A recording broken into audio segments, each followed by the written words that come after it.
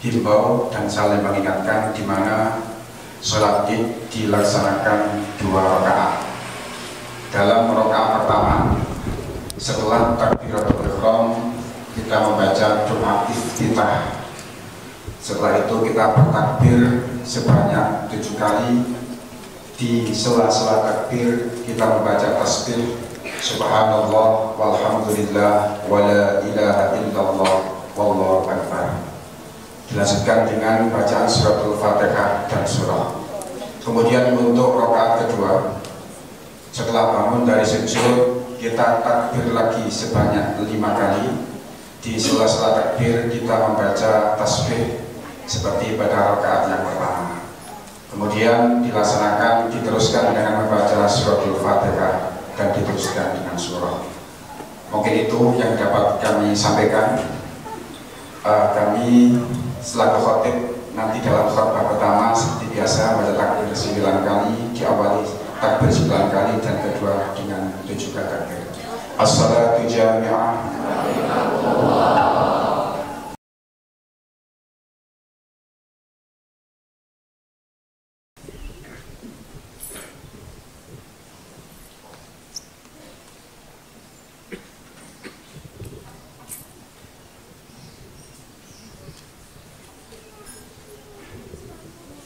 Assalamualaikum warahmatullahi wabarakatuh. Ma'asyiral muslimin wa sirratal mu'minin rahimakumullah. I'lamu anna yawmakum hadha yawmu 'Eidil Adha wa yawmus surur wa yawmul maghfur. Yawma halallahu 'alaikum fihi at-ta'am وحرم عليكم الصيام. إذا صعد الخطيب على المنبر أنصتوا واسمعوا وأطيعوا رحمكم الله. أنصتوا واسمعوا وأطيعوا رحمكم الله. أنصتوا واسمعوا وأطيعوا رحمكم الله لعلكم ترحمون.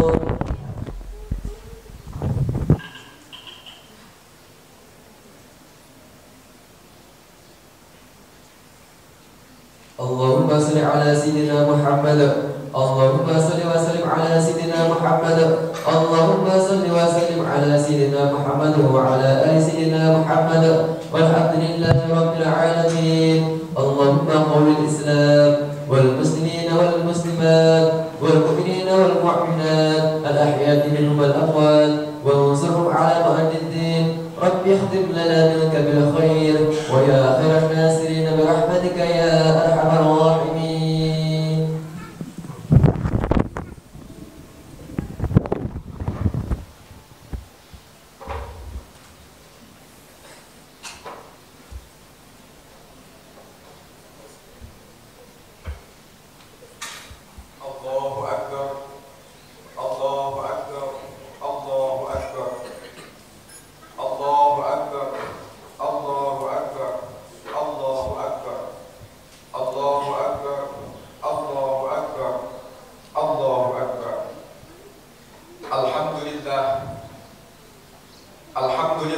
الذي جعل لنا من ديننا ما فيه عبرة لأولي الألباب.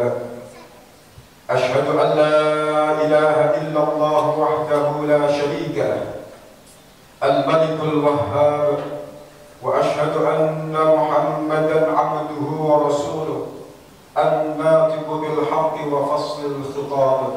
اللهم صل وسلم على سيدنا محمد وعلى آله وأصحابه الأخيار صلاة وسلاما دائمين وسلم تسليما كثيرا. أما بعد أوصيكم وإياي بتقوى الله، فقد فاز من اتقى وخاب من طغى. أعوذ بالله من الشيطان الرجيم. بسم الله الرحمن الرحيم. والعصر إن الإنسان لفي خسر إلا الذين آمنوا وعملوا الصالحات وتواصوا بالحق وتواصوا بالصبر. Hadirin jamaah salat Aidil Adha rahimakumullah.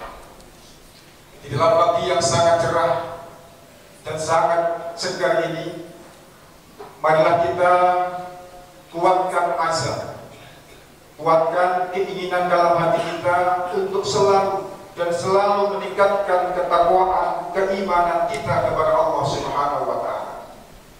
Seiring dengan bertambahnya usia, seiring dengan ilmu yang kita dapat, seiring dengan pengalaman yang kita lalui, sudah sepatutnya dan seharusnya keimanan dan ketakwaan kita semakin meningkat dan lebih baik. Kita sangat berusaha sekuat tenaga untuk bisa melaksanakan apa yang jadi perintah Allah dan menjauhi apa yang jadi larangannya. Hadirin jamaah salat Idul Adha rahimakumullah. Di saat Nabiullah Ibrahim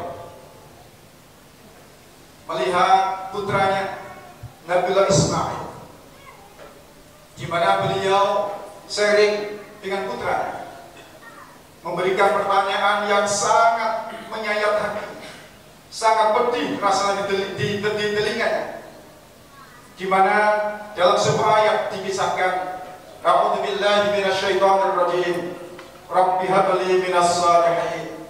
Ya Allah, berilah aku anak yang saleh. Nabi Ibrahim sudah lama tidak memperoleh anak, tidak diberi anak oleh Allah Subhanahu wa Ta'ala. Beliau minta kepada Allah, ya Allah, Rabbi habli minas salihin, berilah kepadaku anak yang saleh. Fabasyarnahu bi ghulamin halim. Lalu kami Allah sampaikan berita gembira kepadanya, yaitu akan memperoleh anak yang sabar. Falamma balagha ma'u sa'yu qala ya bunayya inni ara fil manam anni adbahuka fanzur madza tara. Di saat anak yang sangat dicintai itu sudah tumbuh besar, di sana Nabi Ibrahim mengungkapkan dengan ungkapan yang sangat berat, menyampaikan kepada putranya Nabi Ismail, ya bunayya inni ara fil manam, wahai anakku, semata wayang sesungguhnya aku bermimpi bahwa aku diperintah oleh Allah untuk menyembelih kamu. Fanzur, madza tara? Bagaimana pendapatmu? Qala, Nabiullah Ismail menjawab, ya abati fa'al ma tu'mar. Wahai ayahanda, laksanakan apa yang sudah menjadi perintah Allah yang diberikan kepadamu, telah laksanakan. Satajiduni insyaallahu minas sabirin. Insyaallah engkau akan menemukan aku sebagai orang-orang yang bersabar. Hadirin jamaah salat Idul Adha rahimakumullah. Seorang bapak yang sudah lama menanti mempunyai anak, setelah diberi karunia oleh Allah seorang anak yang saleh, sudah tumbuh besar, Allah merintahkan kepadanya untuk menyembelih Nabiullah Ismail. Bahkan sempat diceritakan dalam sebuah kitab, di saat beliau sudah diletakkan di atas tanah, di atas lobangan yang sudah siap, Nabiullah Ismail berpesan kepada ayahandanya, wahai ayahanda, saya berpesan, tolong lepaslah baju ayahanda. Saya khawatir di saat nanti darah ini muncrat keluar dari leher akan mengenai baju ayahanda. Yang kedua, ayahanda, ikatlah kedua tanganku dan kedua kakiku dengan kencang, agar di saat nanti roh ini keluar dari jasad, gerakanku tidak akan begitu hebat. Ikatlah dengan kencang. Yang ketiga, ayahanda, saya berpesan, teman-temanku yang biasanya dolan atau bermain ke rumah, tolong mulai besok atau mulai nanti jangan sampai mereka bisa bermain ke rumah kita. Kenapa? Agar ayahanda dan ibunda tidak teringat-ingat terus kepada. Hadirin jamaah salat Idul Adha rahimakumullah. Begitu hebat tekad dan niat Nabiullah Ibrahim dan Nabiullah Ismail untuk menjalankan perintah Allah Subhanahu wa Ta'ala yang sangat berat dan sangat berat. Oleh sebab itu, dalam pagi hari ini kami akan mencoba untuk menjelaskan dahsyatnya niat yang muncul dari hati kita masing-masing. Seberapa kekuatan niat kita, itu semuanya akan dinilai oleh Allah Subhanahu wa Ta'ala. Baginda Rasulullah sallallahu alaihi wasallam bersabda dalam sebuah hadis, niyatul mu'mini khairun min amali. Niatnya seorang mukmin itu lebih bagus dibanding amalnya. Kenapa? Karena niat yang keluar dari hati orang yang punya etika yang kuat, keimanan yang kuat kepada Allah Subhanahu wa Ta'ala, niat itu benar-benar keluar dari dalam hati yang paling dalam dan murni karena Allah Subhanahu wa Ta'ala. Sedangkan setelah ia meniatkan apa yang ia niati dalam hati, diaplikasikan dalam kehidupan, di dalam pekerjaan sesuai dengan niatnya, di sana tidak menutup kemungkinan akan tercampuri hal-hal yang bisa merusak amal ibadah yang ia lakukan. Sedangkan wa amalul munafiq khairun min niyati. Sedangkan amalnya orang munafik itu lebih bagus dibanding niatnya. Karena orang munafik akan melakukan suatu amal, niatnya sudah terkotori dengan hal-hal yang tidak baik. Sedangkan amalnya dia akan berusaha semaksimal mungkin, sebaik mungkin, karena di hadapan orang banyak. Yang jelas wa kullun ya'malu ala niyyatihi, semua orang itu akan melakukan amalnya sesuai dengan kadar niat yang ada di dalam hatinya. Hadirin hadirat rahimakumullah. Diceritakan dalam sebuah hadis yang panjang, baginda Rasulullah sallallahu alaihi wasallam menyampaikan kepada para sahabatnya, wahai para sahabat, nanti di akhirat ada seorang hamba yang membawa amal kebaikan sebesar gunung, setinggi gunung, karena di saat ia hidup di dunia, ia sangat banyak dan istiqomah melakukan kebaikan dan kebaikan. Banyak sekali amalnya. Tapi setelah itu fayunadi muradin, ada suara tanpa rupa berseru, wahai manusia, apabila di antara kalian ada yang pernah terzalimi oleh seorang hamba ini, ambillah dari kebaikan dan kebaikannya yang pernah ia lakukan di saat ia hidup di dunia. Akhirnya banyak orang yang berbondong-bondong yang pernah disakiti olehnya, baik melalui ucapannya, baik melalui tangannya, baik melalui kakinya, dan lain sebagainya. Mereka sama mengambil kebaikan yang dibawa oleh seorang hamba tersebut, tanpa disadari kebaikan yang segunung, yang sebesar gunung itu habis tanpa tersisa sama sekali, habis semuanya. Akhirnya gua mutahayir, dia sebagai orang yang orang yang bingung, kemana amalku, di mana amalku, kok semuanya habis diambil oleh orang-orang yang pernah aku dolimi. Hadirin hadirat rahimakumullah, tidak menutup kemungkinan kita, perasaan kita menjadi orang yang kuat, perasaan kita orang yang baik dan seterusnya, tapi tanpa kita sadari kita sudah banyak melukai orang banyak. Kita sudah melukai banyak orang. Kita sudah banyak melukai banyak orang. Setelah diambil semua kebaikannya, akhirnya beliau sowan kepada Allah Subhanahu wa taala dalam keadaan bingung.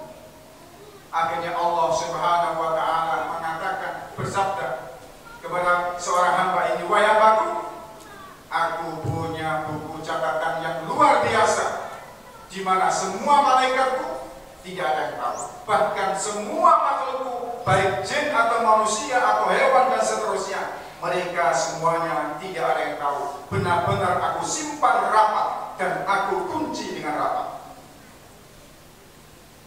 Apa itu ya Allah? Niyatuk, yaitu niatmu. Coba dibuka buku catatan amal yang pernah engkau niatkan. Subhanallah, dibuka buku itu. Ya Allah, ini ada pahala haji, ini ada pahala umrah, ini ada pahala sedekah dan selain sebagainya. Kaget. Dia bertanya kepada Allah, "Ma huwa ya Allah? Apa ini ya Allah?" Allah menyampaikan, di saat kau hidup di dunia, engkau pernah niat akan melakukan haji. Engkau sudah berusaha keras, menyimpan uang, bekerja keras, tapi saat itu memang engkau belum aku takdirkan bisa melaksanakan ibadah haji. Bahkan di situ engkau pernah melakukan atau menyumbangkan sebagian besar uangmu, sekian juta dan seterusnya. Tapi saat itu engkau hanya niat dalam hati, keluar dari hati yang paling dalam. Akan tetapi saat itu aku tidak menakdirkan kamu untuk bisa mengeluarkan uang dari sakumu dan lain sebagainya. Karena aku tahu itu adalah niat yang benar-benar tulus, yang keluar dari relung hati yang paling dalam. Maka aku tulis, bahkan aku lipat gandakan 70 kali lipat dari apa yang kau niatkan. Subhanallah, begitu dahsyat kekuatan niat yang akan ditulis oleh Allah Subhanahu wa taala sebagai amalan saleh dan makbulan, di mana niat itu benar-benar niat yang keluar dari dalam hati yang paling dalam.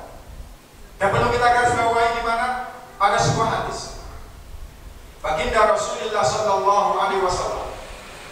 Beliau bersabda, "Man iltamasa ridallah bi sukhtin nas radhiyallahu anhu wa ardu anhun nas." Ini perlu kita garis bawahi untuk pegangan hidup kita. Barang siapa mencari ridha Allah dengan mengabaikan murka masyarakat, marahnya, tidak ridhonya orang lain kepada kita, kita hanya mencari ridha Allah, jangan khawatir, radhiyallahu anhu, Allah akan ridho kepada kita. Sekalipun orang lain marah dan tidak senang, bahkan mereka murka dengan kita, tapi karena itu adalah untuk mencari ridha Allah, maka Allah akan ridho. Bahkan wa ardu anhun nas, Allah akan meridhokan mereka kepada kita. Tidak menutup kemungkinan ini pernah kita alami. Suatu contoh, kita berhadapan di mana kalau di sini ada ma'had husnul hidayah, ada beberapa masyayikh, beberapa asatidz, bahkan dewan pengasuh. Di saat kita memarahi seorang anak santri atau santriwati sedang melakukan kesalahan, kita jangan khawatir, selagi dengan cara yang benar, niat yang tulus karena Allah Subhanahu wa taala, kita arahkan anak itu. Sekalipun mereka akan benci kepada kita, sekalipun orang tuanya akan murka kepada kita, selagi itu salah, dengan cara yang benar, dengan niat yang tulus karena Allah, jangan khawatir. Pertama, Allah akan ridho kepada kita. Yang kedua, hati mereka akan dibalik oleh Allah. Yang awalnya benci akan dibalik oleh Allah menjadi cinta dan senang kepada kita. Tidak menutup kemungkinan hati ini adalah qalbun yang bisa berbolak-balik. Kadang-kadang di saat pagi kita mantap, di saat sore kita sudah aman atau ragu-ragu. Hati ragu-ragu ini pasti muncul dalam hati, karena hati itu ada di balik. Allah Subhanahu wa Ta'ala, ya muqallibal qulub, Allah lah yang membolak-balik hati. Tidak menutup kemungkinan cepat atau lambat, yang awalnya tidak senang, yang awalnya benci, akan dibalik oleh Allah menjadi cinta dan sangat sayang dan hormat kepada kita. Orang tua juga sama. Bisa melihat anak melakukan kesalahan, kita tegur. Jangan ragu-ragu, wah nanti anak saya akan benci kepada saya akan tidak disenangi oleh anak saya dan cucu-cucu saya. Jangan khawatir, tegurlah. Yang penting dengan niat yang tulus dan cara yang benar. Jangan khawatir, cepat atau lambat, hati mereka akan dibalik oleh Allah. Yang awalnya benci, yang awalnya tidak senang, akan dibalik oleh Allah menjadi cinta dan sangat rindu kepadanya. Monggo kita berangan-angan. Seringkali kita berangan-angan, ya Allah, andaikan saat itu orang tua saya tidak mendidik saya dengan keras, apa jadinya saya? Andaikan saat itu guru saya tidak mendidik dengan keras, dengan belajar istiqomah, salat berjamaah dan seterusnya, apa jadinya saya? Mereka akan sadar di saat waktunya.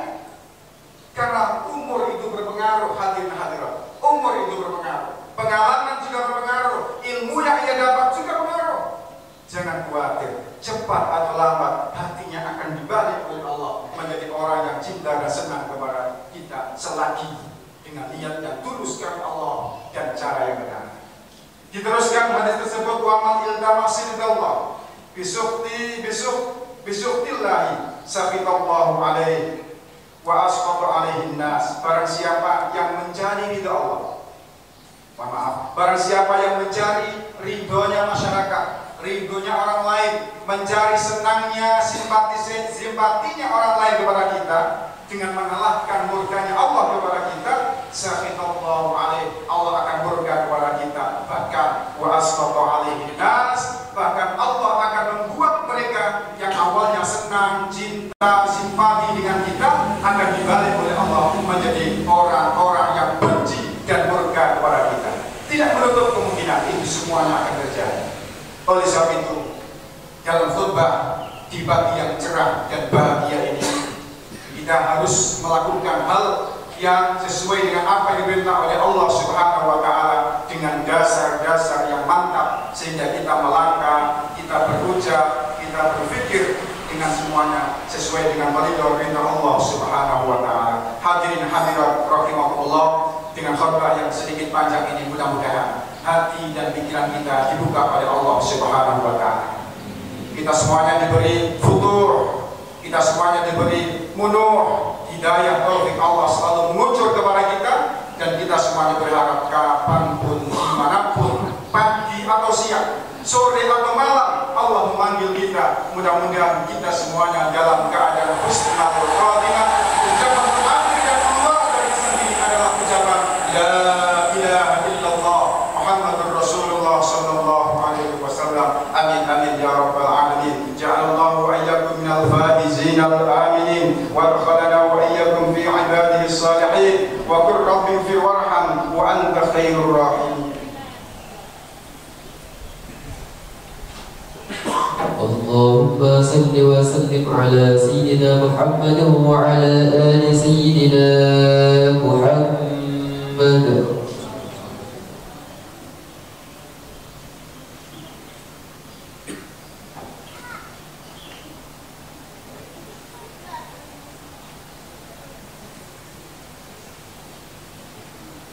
Allahu Akbar, Allahu Akbar, Allahu Akbar, Allahu Akbar, Allahu Akbar, Allahu Akbar, Allahu Akbar. Alhamdulillah, Alhamdulillahilladzi ja'ala al-a'yada bil afrahi was surur wa dha'afa lil muttaqina jazila al-umur فسبحان من حرم صومه وأوجب فطره وحذر فيه من الغرور.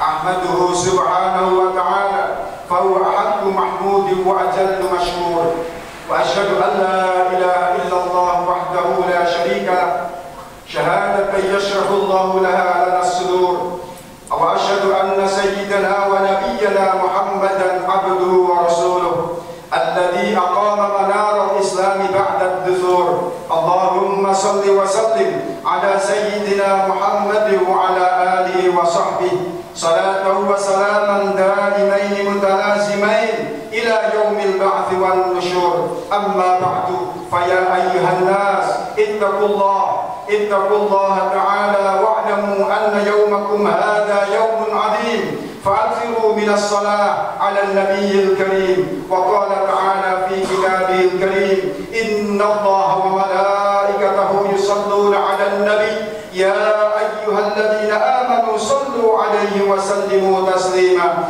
اللهم صل وسلم على سيدنا محمد سيد المرسلين وعلى آله وأصحابه والتابعين وتابع التابعين وتابعيهم بإحسان إلى يوم الدين، وارحمنا معهم برحمتك يا أرحم الراحمين. اللهم اغفر للمسلمين والمسلمات والمؤمنين والمؤمنات الأحياء منهم والأموات، إنك سميع قريب مجيب الدعوات. اللهم انصر من نصر الدين، واخذل من خذل المسلمين، ودمر أعداء الدين وأهله الكفرة والمبتدعة والمشركين، وأعل كلماتك إلى يوم الدين. اللهم اكفنا شر الظالمين، واكفنا شر الحاسدين، واكفنا شر من يؤذينا، وأهلك من أرادنا بالسوء يا أرحم الراحمين. ربنا اغفر لنا ولإخواننا الذين آمنوا، ربنا اغفر لنا ولإخواننا الذين سبقونا بالإيمان، ولا تجعل في قلوبنا غلا للذين آمنوا ربنا إنك رؤوف رحيم. ربنا لا تزغ قلوبنا بعد إذ هديتنا وهب لنا من لدنك رحمة إنك أنت الوهاب. ربنا آتنا في الدنيا حسنة وفي الآخرة حسنة وقنا عذاب النار. وصلى الله على سيدنا محمد وعلى آله وصحبه بارك وسلم، والحمد لله رب العالمين. عباد الله، إن الله يأمر بالعدل والإحسان وإيتاء ذي القربى وينهى عن الفحشاء والمنكر والبغي يعظكم لعلكم تذكرون. فاذكروا الله العظيم يذكركم، واشكروه على نعمه يزدكم، واسألوه من فضله يعطكم، ولذكر الله